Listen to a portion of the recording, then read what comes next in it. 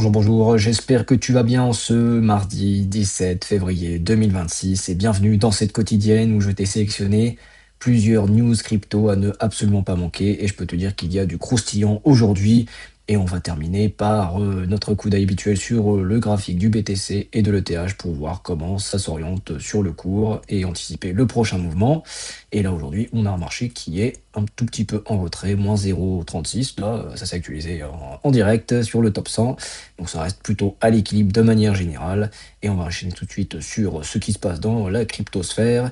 Et ben, on a l'Union européenne qui préparerait apparemment une interdiction totale des transactions crypto qui implique des entités russes. Donc cette mesure viserait à renforcer les sanctions existantes et empêcher le contournement via les actifs numériques. Donc les plateformes crypto opérant en Europe pourraient être contraintes de bloquer toute interaction avec des portefeuilles liés à la Russie. Et cette initiative confirme que la crypto est désormais pleinement intégrée aux enjeux géopolitiques mondiaux.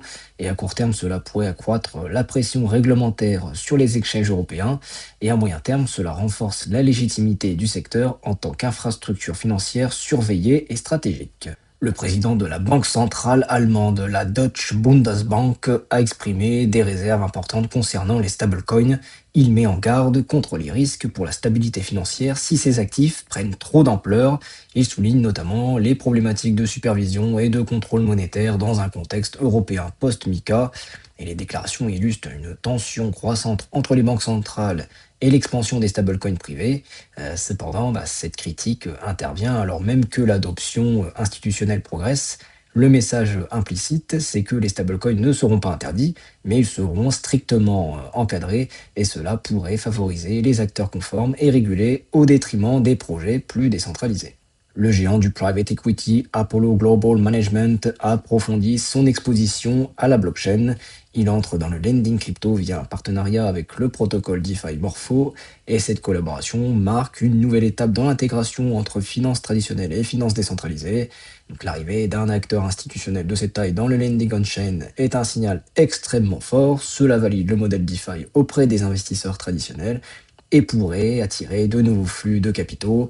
Et on observe une tendance claire, la tokenisation et la DeFi deviennent des terrains d'expansion stratégique pour la finance institutionnelle. Le régulateur de Hong Kong a accordé sa première licence à une entreprise crypto début juin. Cette décision marque une reprise du processus d'approbation après une période de ralentissement réglementaire.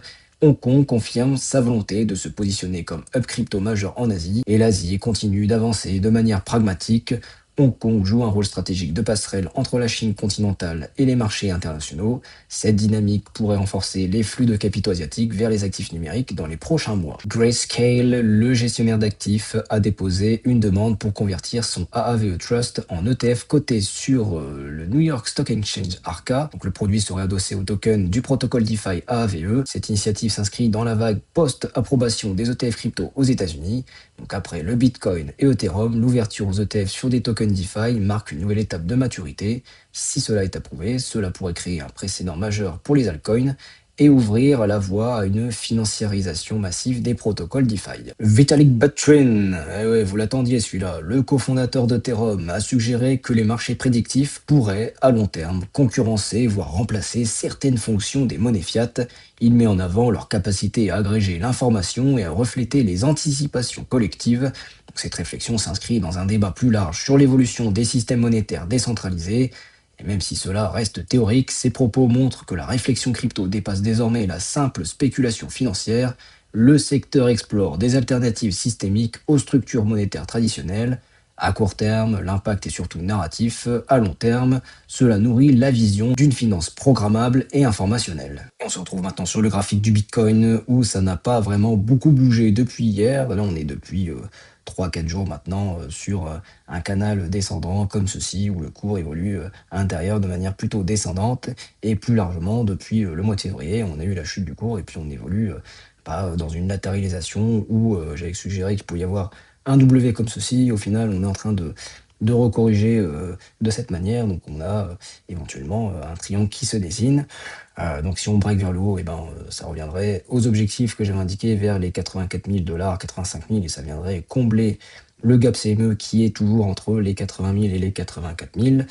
Sinon, et ben, tant qu'on passe pas au-dessus des anciens plus hauts qu'on a eu là sur le pic des 72 232 dollars, donc à peu près les 72 500, si on fait un peu large et qu'on ait des volumes, qu'on break vers le haut comme cela, et ben, on pourrait avoir ce mouvement, mais tant que ce n'est pas le cas, et ben, on va plutôt avoir la tendance de fond qui va se réaliser, c'est-à-dire avoir une correction et suivre l'objectif qui est en petit pointillé en orange, l'objectif du bear flag en jaune et qui viendrait sur les 50 000, voire même en dessous, en théorie. Donc pour l'instant, la tendance reste baissière de manière générale. Et puis si on a un rebond, il faudra qu'on passe, comme je l'ai indiqué, au-dessus de la résistance ici. On pourrait avoir un rebond et puis repartir normalement sur la baisse du bear market qui est en cours. Et sur le TH bis repetita, on est aussi sur une phase de latéralisation. Donc on a un schéma qui est vraiment très similaire. On a une espèce de triangle qui se dessine comme ceci. Donc si on break vers le haut cette résistance vers les 2150 dollars, et ben on pourrait retrouver les 2400 assez aisément. Et sinon, on est aussi dans une tendance baissière de fond, donc on pourrait aller beaucoup plus bas. Et pour rappel, on retournerait sur les objectifs que j'avais indiqués dans les précédentes vidéos. Donc c'est revenir au moins sur les anciens plus bas de l'année dernière vers les 1400 dollars. Donc ça, c'est la tendance qui se réalise actuellement. Donc il faudrait attendre encore quelques jours pour voir si on a un retournement plus concret qui se dessine. Et pour cela, si ce n'est pas déjà fait, abonne-toi pour ne rien manquer de tout ça. Like la vidéo, ça fait plaisir et ça encourage l'algorithme. C'était Benjamin, alias Black Wolf. Je te souhaite une très bonne soirée et je te dis à demain. Ciao, bye.